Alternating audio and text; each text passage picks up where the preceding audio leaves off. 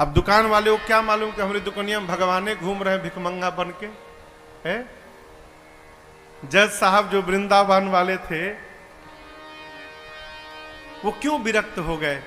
पत्नी ने कहा कि अरे भाई चलो, एक एक केवट की गवाही देने के लिए भगवान गवाह बन के चले गए थे कोर्ट में। केवट ने सेठ का रुपया लौटा दिया था। रुपया लेने के बाद भी सेठ ने कोर्ट में केस कर दिया कि इस केवट ने मेरा पैसा नहीं लौटाया।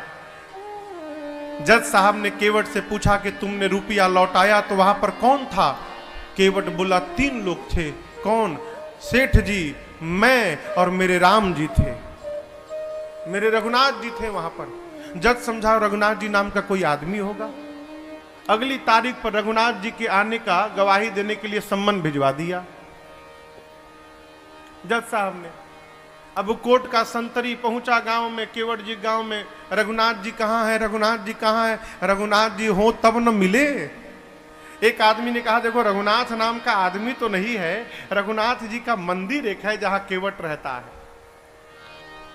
मंदिर के बाहर पुजारी जी बैठे थे। संतरी ने पूछा कि रघुनाथ यहीं रहता है क्या? पुजारी जी बोले हाँ भीतर रहते हैं। ये पकड़ो, उसके नाम का सम्मान है, इतने तारीख को गवाही देने पहुंचेगा कोर्ट में। अब पंडित जी सोचे जब भगवान गवाह बनने के लिए तैयारे हो गए हैं तो हम कौन होते हैं बीच में रोकने वाले। पंडित जी सम्मन ले लिए और ले जाकर ठाकुर जी के चरणों में रखकर बोले प्रभु आज तक आपके लिए मिठाई आया, आज तक आपके लिए आभूषण आए, आज तक आपके लिए वस्त्र आया, पहली बार प्रभु आपके नाम का कोर्ट से सम्मन आया है। और बहुत विश्वास करके उस केवट ने जज के सामने आपका नाम लिया होगा प्रभु, उसका विश्वास टूटने मत दीजिएगा। जिस दिन तारीख थी ना उस दिन पंडित जी सबसे सुंदर कपड़ा ठाकुर जी को पहनाए। क्यों? आज ठाकुर जी कोर्ट में पहुंचेंगे तो भगवान सुंदर लगने चाहिए।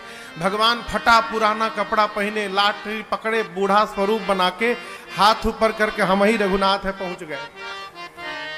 और ऐसी गवाही दिए कि पहली हियरिंग में ही केस समाप्त। सेठ को सजा हो गई, केस तो समाप्त हो गया, लेकिन जज साहब डिस्टर्ब हो गए। सोचने लगे भाई आज तक तो ऐसा कोई गवाह आया ही नहीं जो एक ही बार में केस को ही समाप्त कर दे। कोर्ट से निकल के अपने चेंबर में गए, केवट को बुलाकर बिठाए। बोले ये बताओ कहां रहते हो तुम? रघुनाथ जी के मंदिर में मैं रहता हूं।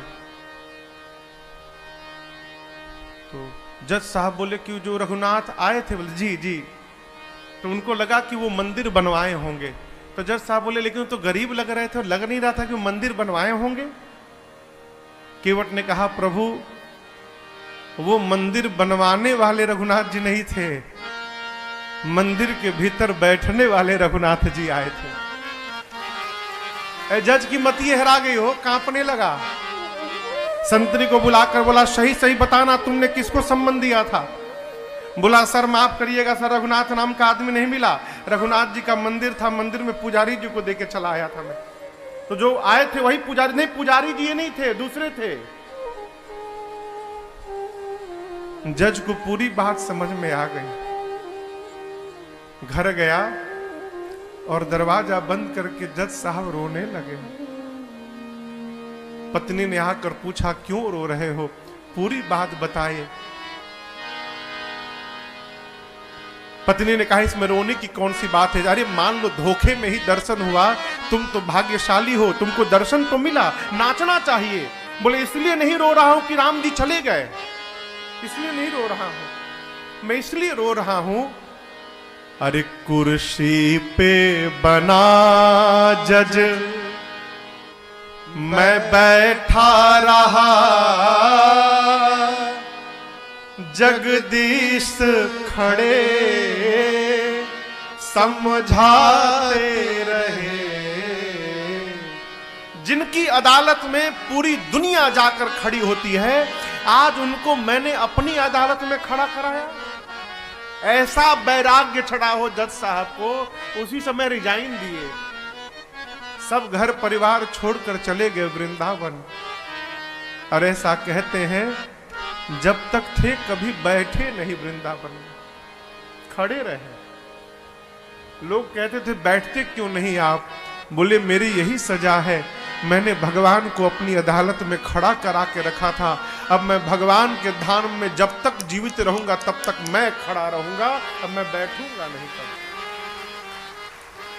भगवान किसी रूप में आ सकते हैं माई बाप, आपकी आस्था वैसी होनी चाहिए।